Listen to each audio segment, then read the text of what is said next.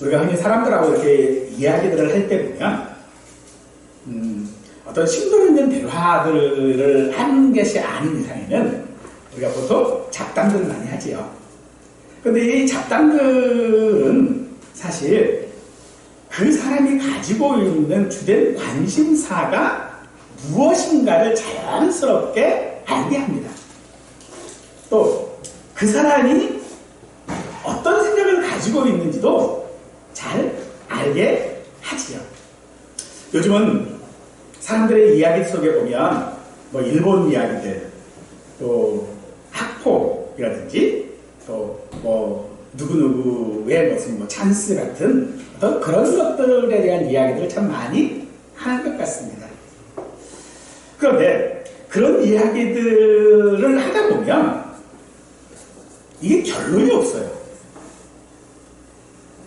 그 이야기들 가운데에 어떤 답을 찾지 못하는 경우들이 대부분입니다. 이처럼 세상은 어떤 일들에 있어서 항상 답을 찾기가 어렵습니다. 사람들은 답을 찾으려고 어떤 실마리라도 찾으려고 참 많이 노력합니다만 거의 대부분은 실마리조차도 찾기가 어려운 때가 많이 있지요.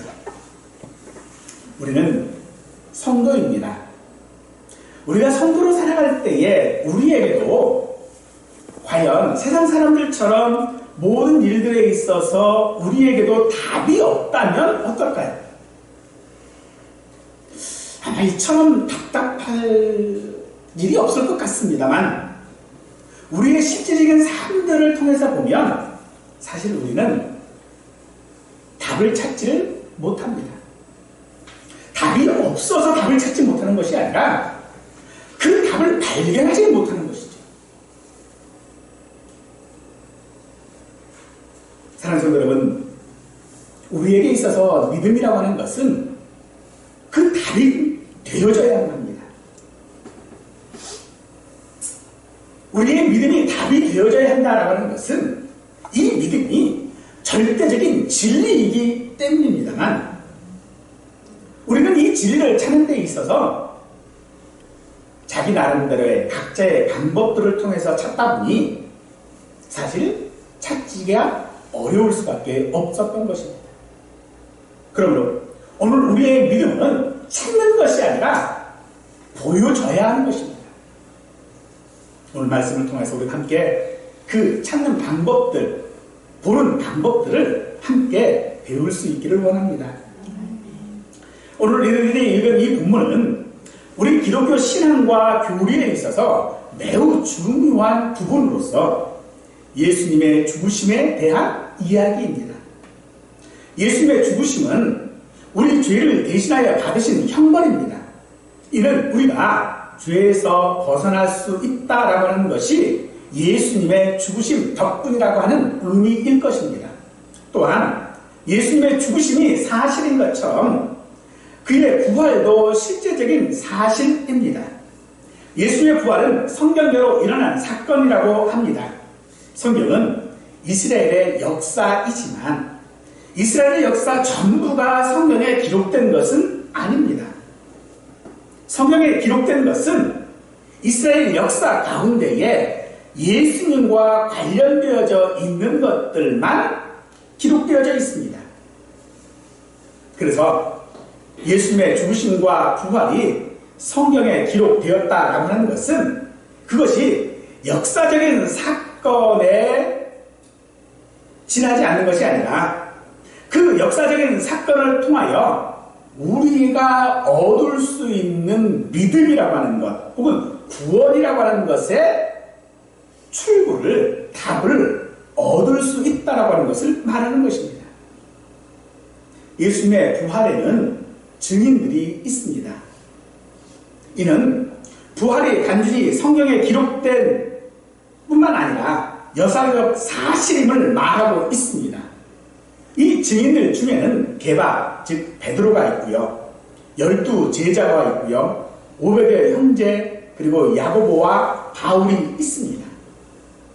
예수님이 부활할 때에 사실 가벼운 단어는 없었습니다. 그러나 제자들을 12로 지칭하는 것은 그들이 예수님을 가장 잘 분별할 수 있었기 때문일 것입니다. 또 500여 형제라고 말하고 하는 것은 어떤 소수가 아닌 대중 앞에 나타나셨다라고 하는 것을 의미한다고 할 수 있을 것이고요. 야고보는 예수님의 육신의 동생입니다. 그리고 모든 사도들이라고 하는 것은 12이 아닌 더 넓은 의미에서 사용된 말이라고 압니다. 그러나 무엇보다도 예수님의 부활에 대한 가장 확실한 증인은 오늘 본문을 기록한 바울 자신이라고 말하고 있습니다.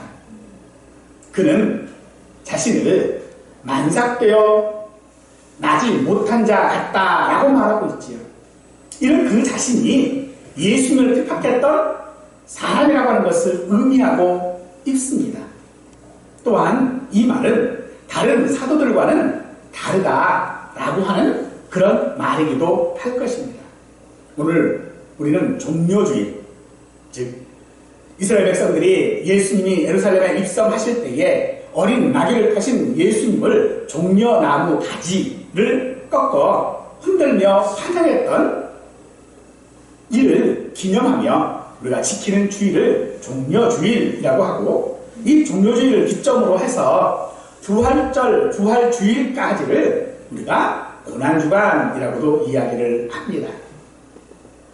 예수님의 죽으심과 부활이 이 기간을 통하여 나에게 어떤 의미가 있는지를 깨닫고 우리로 하여금 긍휼하신 하나님의 은혜로 성찬 예식에도 참여하고 또한 부활주일을 준비할 수 있기를 간절히 축원합니다. 예수님께서는 고난받으시고 죽으시고 부활하셨다라고 하는 것은 단순히 죽었다가 살아났다라고 하는 것에 그치는 것이 아닙니다.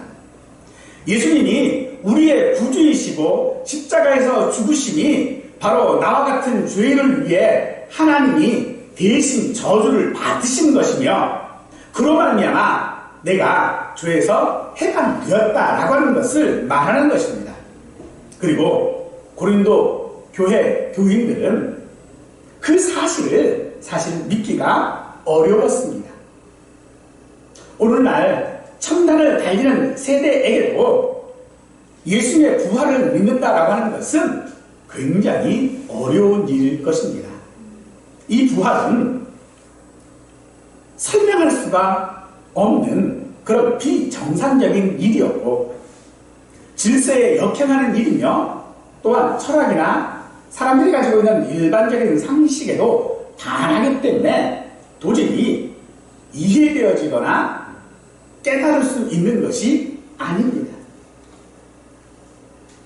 그런데 바울은 그런 예수님의 부활에 대하여 받은 것을 전한다라고 말하고 있습니다. 이는 새로운 것이 아니라는 것입니다. 새로운 주장이 아니라 성경대로라고 말하고 있습니다. 성경에 기록된 것은 메시아가 우리의 죄를 위하여 죽는다라고 하는 그것입니다. 그러나 유대인들은 나무에 죽은 사람은 하나님의 심판을 받은 것이다 라고 주장합니다. 그러나 우리는 예수님의 죽음을 우리의 죄를 위한 죽음으로 이해하고 믿어야 될 줄로 믿습니다. 예수님에 관한 성경에 기록된 두 번째 사건은 그가 장사되었다라는 것입니다. 장사 지낸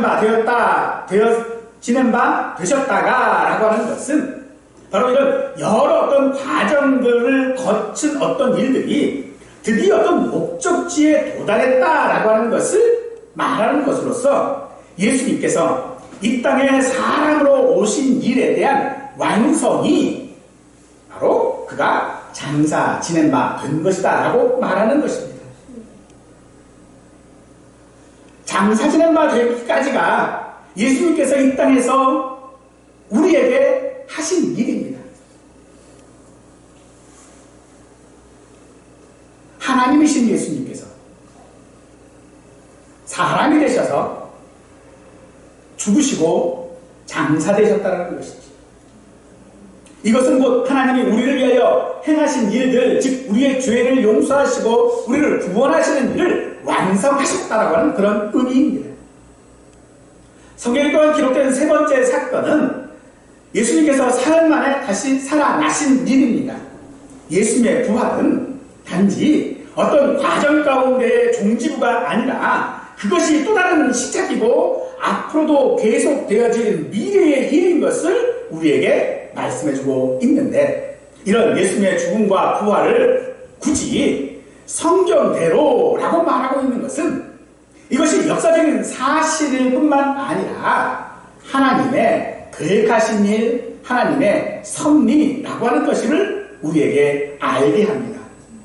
즉 부활을 기본으로 하는 우리가 이 복음을 믿음으로써 얻는 구원은 우리가 찾을 수 있는 것들이 아니라 하나님께서 우리에게 주셔야 하는 하나님의 능력이고 또한 은혜다라고 하는 것을 말하는 것입니다. 예수님의 부활은요, 명백한 사실입니다. 역사와 숱한 증거들로 확증된 사실이고 수많은 증인들이 지금까지도 살아서 증언하고 있다라고 말합니다. 예수님의 부활을 믿는 것은 사람들이 자기 신념도 아니며 꾸며낸 이야기도 아닙니다. 사실상 부활이 허위가 아님을 우리는 얼마든지 증명할 수 있을 것입니다. 이 증명을 위하여 우리는 여러 가지 일을 해야 합니다. 우리나라에 처음에 복음을 들고 온 선교사들은 복음을 전할 때에 병원을 세우고요, 학교도 세우고 심지어 군사훈련에까지 참여를 했습니다. 그래서 지금까지 우리나라에 남아져 있는 유명한 병원들, 또 학교들, 이런 것들이 모두가 다 선교사들의 업적인 경우들이 많습니다. 우리나라에 있었던 여러 가지 어떤 역사적인 사건들을 외국에 알린 것 역시도 사실 선교사들의 역할들이 굉장히 컸습니다.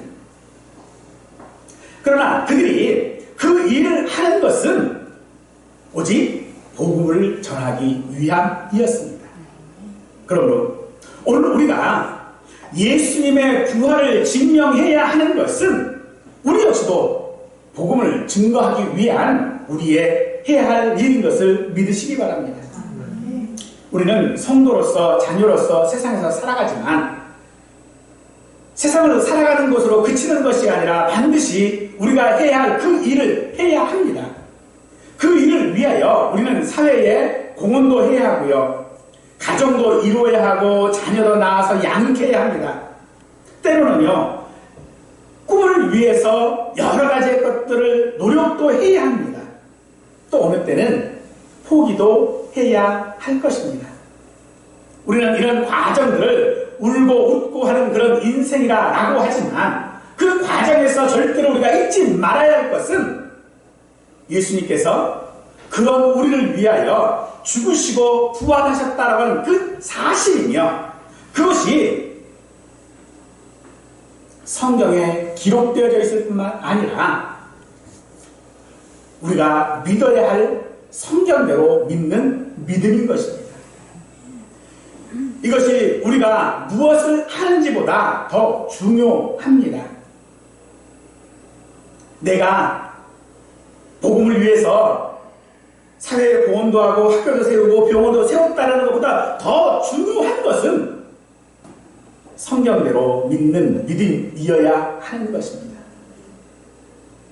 성경대로 믿는 믿음이 없는 것은 오히려 복음을 전하는 일에 장애물이 될 뿐만 아니라 하나님의 섭리를 무시하고 하나님을 모독하는 일이 되어지는 것입니다. 복음을 전하는 것을 우리가 성경만을 믿어야 한다 라고 주장하는 것은 다소 어리석어 보이기도 합니다.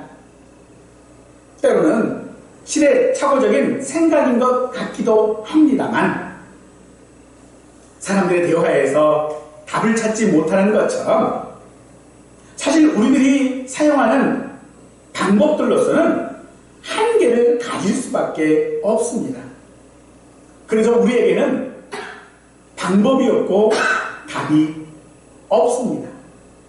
그때 우리가 성경대로 믿어야 하는 것은 그 성경에서 하나님은 우리에게 출구를 보여주시기 때문입니다. 이스라엘 백성들이 광야에서 이제 가나안 땅으로 가야 하는데 모세가 시내산에 올라간 지 40일이 지나도록 내려오지를 않습니다. 아마도 그들은 모세가 죽었을 것이라고 생각을 했습니다. 그리고 나서 그들은 정말로 모세가 죽었습니다. 가나안 땅을 앞에 두고 모세가 없습니다. 모세만을 의지하고 나갔던 그들이었거든요.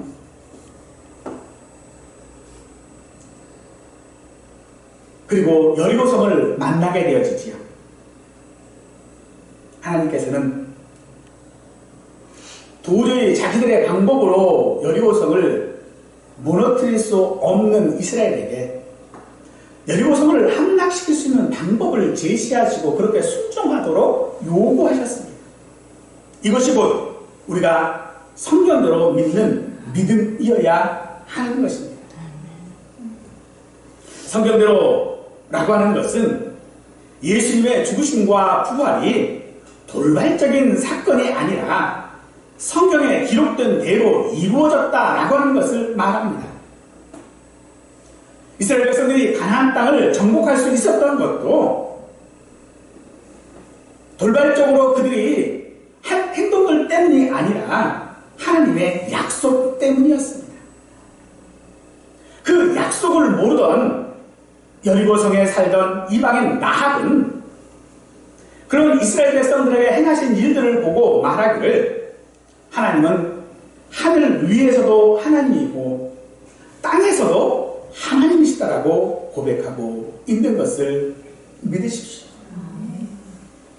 하나님의 약속은요 언제나 사실이고 언제나 역사이고요 언제나 이루어진 일인 줄 믿으십시오. 그러므로 우리가 찬송가 563장의 후렴구처럼 나를 사랑하신 성경에 써있네 라고 하는 이 찬송이 그저 우리의 입술로 떠들어내는 말들이 아니라 우리의 마음속에서부터 고백되어지는 그런 고백이기를 간절히 축원합니다. 예수님의 부활이 역사적 사실이라는 것을 말하는 증인들이 있습니다. 증인은 예수님의 부활을 목격한 사람들입니다. 처음은 게바이고 그 후에 12사도, 그 후에 500이 넘는 형제들, 그 후에 야고보이며 많은 사도들이고 마지막으로 바울 자신이다라고 하는데, 그런데 이 목격자들은 이 증인들이 자신들이 나는 이렇게 예수님의 부활을 보았다라고 말하지 않습니다.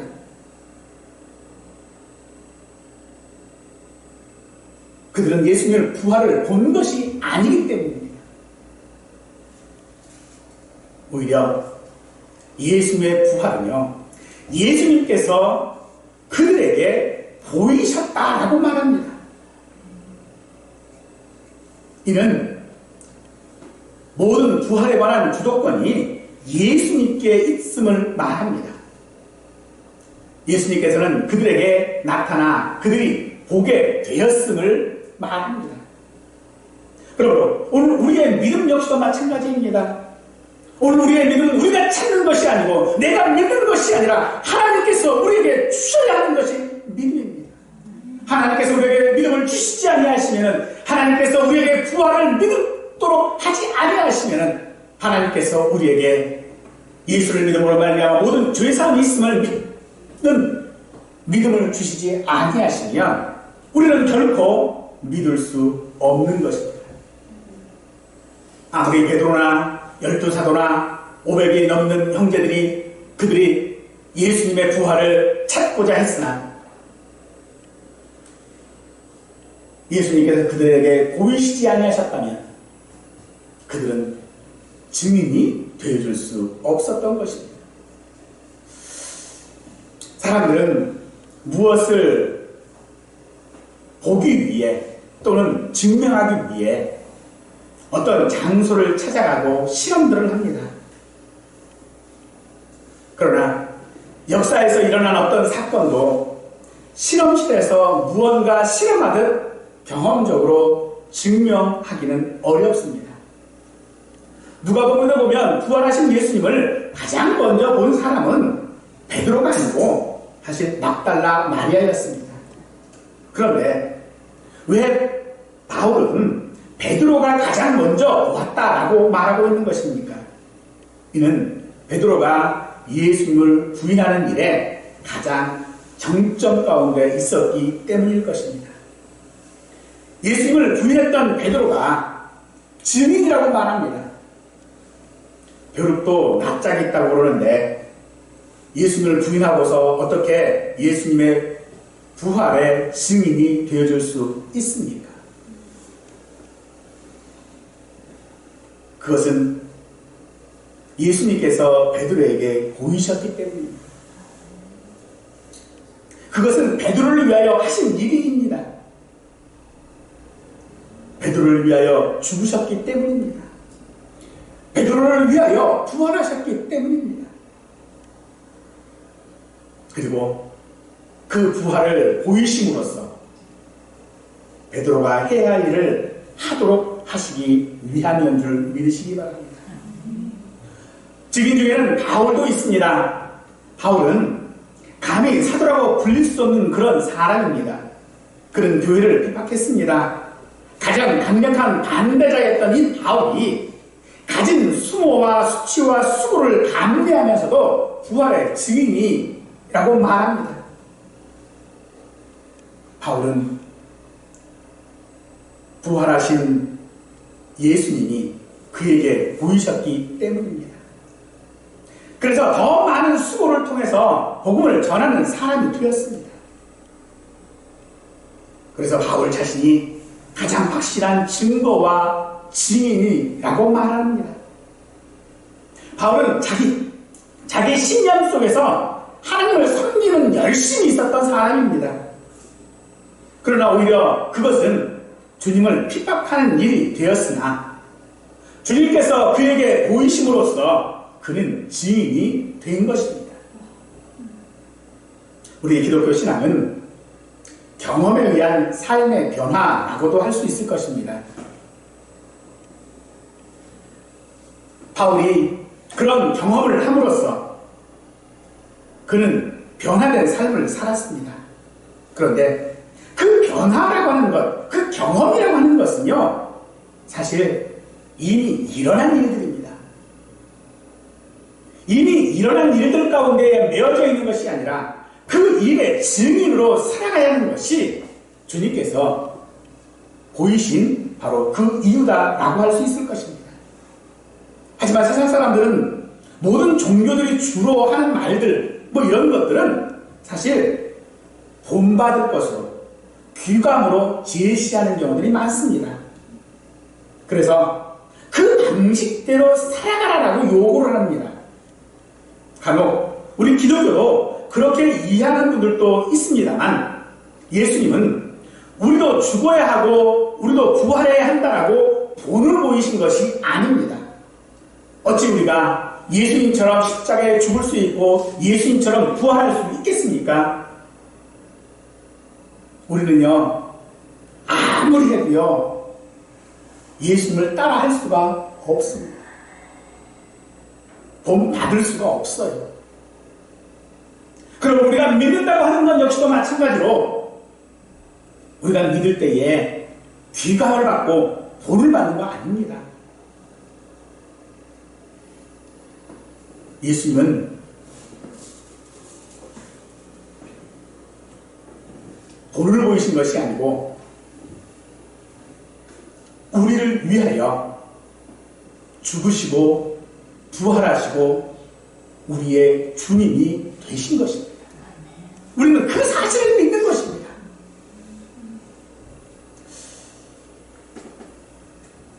니느웨라고 하는 성이 있습니다. 이스라엘의 적국이죠. 그곳에 하나님께서 요나를 보내십니다. 하나님의 심판이 있을 것이다 라고 전하라고 말씀하십니다. 그러나 요나는요, 하나님께서 그렇게 자기에게 말씀하시는 것은 정말로 그 니느웨 성을 심판하기 위해서가 아니라 그들을 용서하시기 위함인 것을 잘 알고 있습니다. 그래서 안 가려고 하지요. 하지만 결국은 가서 전했습니다. 그랬더니 즉시로 그들은 회개하고 하나님의 심판을 받지 않았습니다. 느니웨 성에서 요나는 바로 그 하나님의 긍휼하신 은혜의 증인이었습니다. 요나는 하나님의 그 긍휼하신 은혜를 증명하려고 느니웨에 가서 외치지 않았습니다. 그는 회개하라고 하는 그 외침을 통하여 증인이 되었던 것이죠.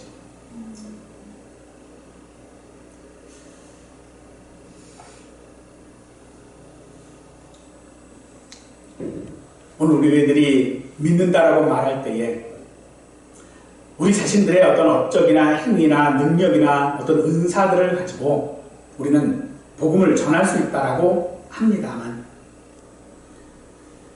정말로 우리가 전해야 되는 것은 내가 가지고 있는 믿음의 능력들이나 은사들이 아니라 내가 가지고 있는 어떤 권력들, 어떤 형편들, 부자됨, 이런 것들을 통해서 우리가 복음을 전하는 것이 아니어야 합니다. 왜냐하면 예수님의 부활이 어느 골목에서 일어난 일이 아니지 않습니까? 요나처럼 배 밑창 가운데서 일어난 일이 아닙니다. 그러니 굳이 예수님의 부활을 증명할 필요가 우리에게는 없습니다. 그러므로 주님께서 이 일을 통하여 우리에게 원하시는 것은요, 우리가 증인되어지는 삶인 줄 믿으시기 바랍니다. 사람들은 사실 예수님을 잘 믿지 못합니다. 때로는 우리가 믿는 믿음들을 단지 어떤 역사적 사건들에 대한 실제를 믿는 것이 아니라 어떤 신화처럼 믿기도 하고요. 또 그저 우리가 믿는다라고 하는 것은 나의 연약함을 의지할 수 있는 어떤 대상들을 만들어 놓는 것으로 만족하는 경우들이 많습니다.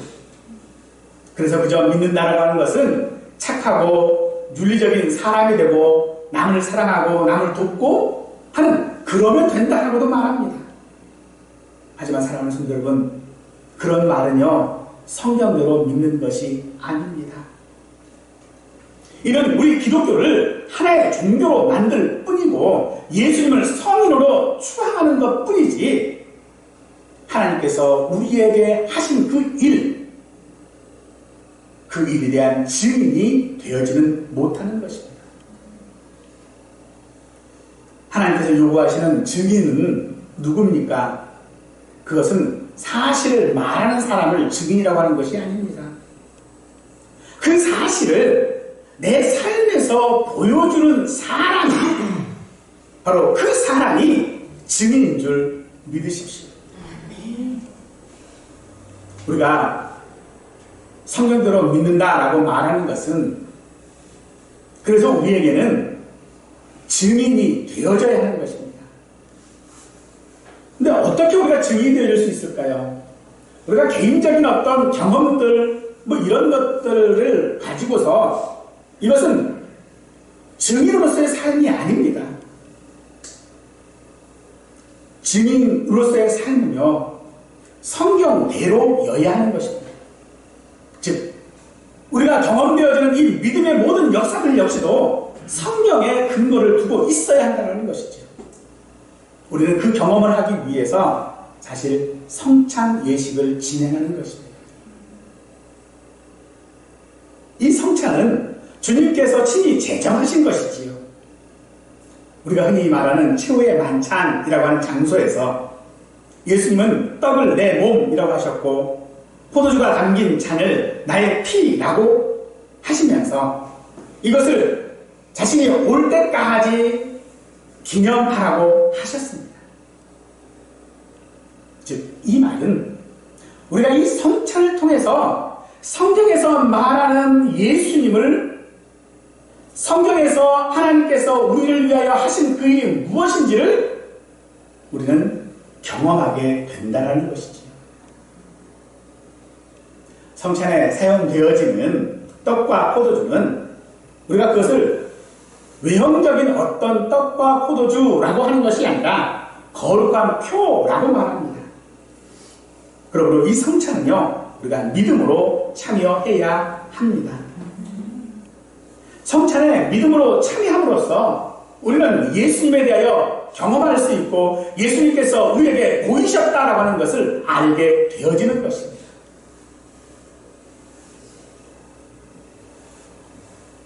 우리가 이렇게 믿음으로 성찬에 참여할 때에 우리는 바울의 고백처럼 맨 나중에 만삭되지 못하여 난 자 같은 내게도 보이셨느니라 라고 하는 이 고백이 오늘 우리의 고백이 되어줄 줄로 믿습니다.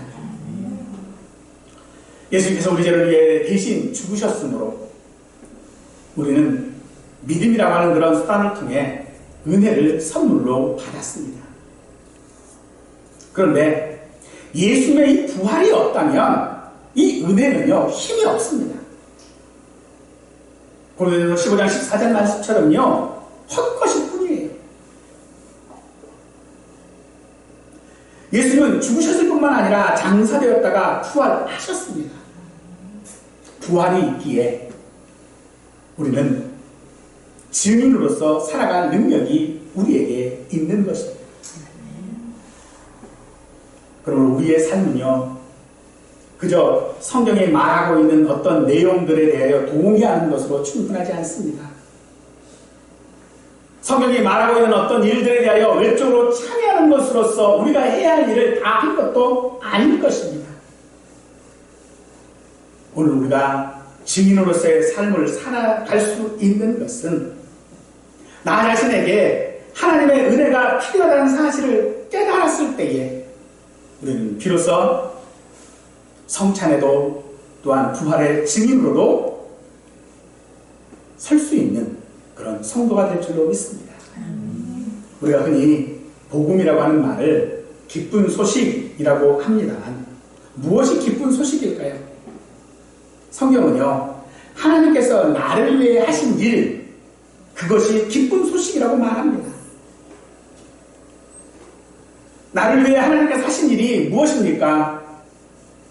죽으시고 부활하신 것입니다. 이 사실에 나 자신이 증인의 삶을 살 때에 우리는 그것이 행복인 줄 믿으시기 바랍니다. 하나님께서 나를 위해 하신 그 일은요, 대충 하신 일이 아닙니다. 창세전에 계획하셨고 사람이 되셨고 대신 죽으셨습니다.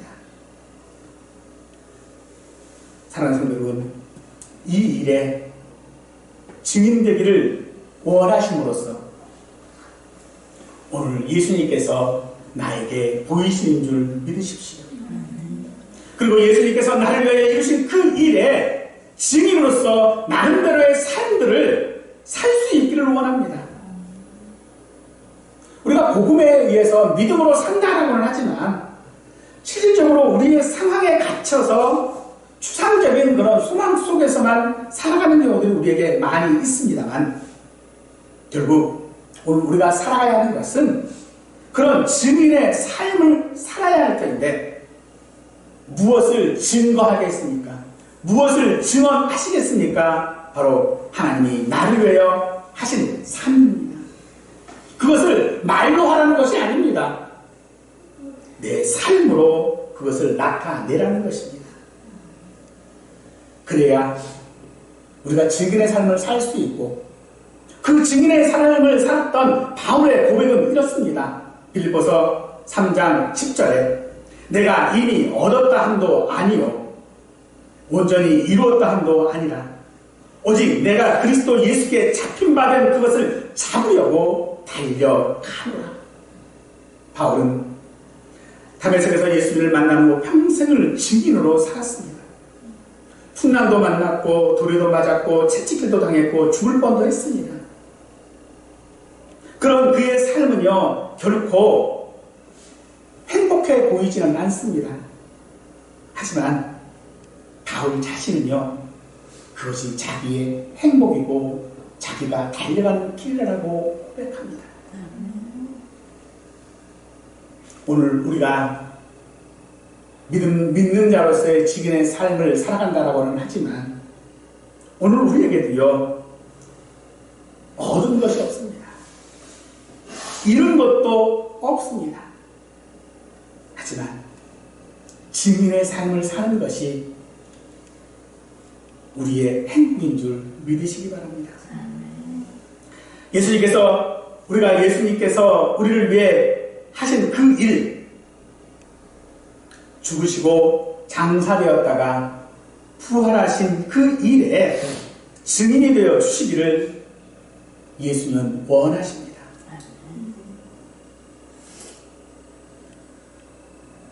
예수의 부활의 증인이 되기를 원하셔서 베드로에게 보이셨고 500의 형제에게 보이셨던 것처럼 또 만사 깨어나지 못한 것 같은 바울에게도 보이셨던 것처럼 지금 오늘 우리에게도 보이시기를 축원합니다. 그리고 그 삶을 살아서 우리 모두가 행복한 인생이 되기를 간절히 축원하겠습니다.